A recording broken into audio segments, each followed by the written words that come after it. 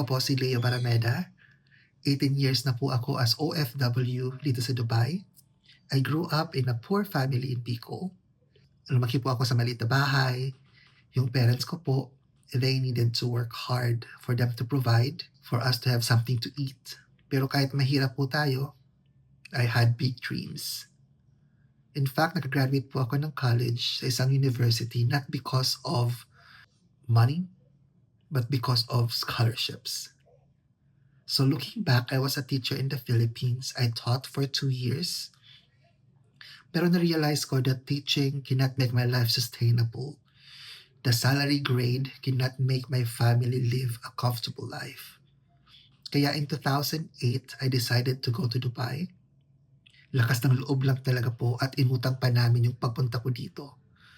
Dito sa Dubai, wala akong relatives, wala akong connections. Yung contact ko lang po was the one who processed my visa, and the rest were prayers, dedications, hard work, and patience. So noong 2008 po, I was under a servant's visa from a member of a royal family.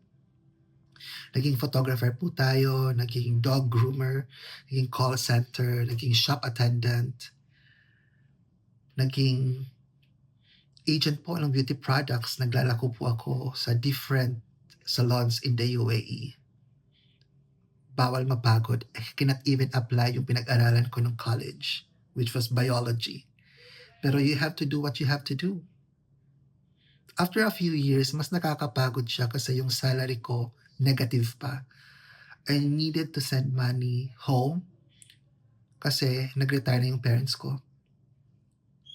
I needed to send my sister to college. Walang masyadong ipon. Pero bawal sumuko. Di pwedeng sumuko. Walang choice. So I persevered. Na-realize ko that I needed to prepare myself para pag may dumating na opportunity, I was ready. Nag-attend po ako ng different trainings and seminars, especially if it's free. Nag-aral ako ng Photoshop. Nag-aral ako ng social media marketing, logistics management. Nag-aral ako ng AutoCAD. Nag-aral ako ng how to start your own business. Kasi I also have plans to start my own business someday. Para pag opportunity comes, I was ready. So in 2014, I was lucky to be hired sa isang events company. And doon nag-umpisa na mag-take shape yung aking dreams. Naging okay yung finances, nagkakasave na ako ng money. I was able to provide more for my family. In 2016, I wanted to give back my blessings, so I contacted Layla from Wimler Foundation. I'm very passionate about education. So I wanted to help indigenous students in the Philippines, in Mindanao. So we provided school supplies, we supported the teachers. We wanted to give better learning environments so they can be literate. They will know how to read and write. And hopefully education can give them better opportunity in life. So that project started in 2016 and it's almost 10 years now. And everything is going well. Ang pagiging OFW is hindi forever, so I'm planning my retirement kasi ayokong mag-retire kung kailan I'm too tired or I'm too sick to enjoy yung aking mga naipundar.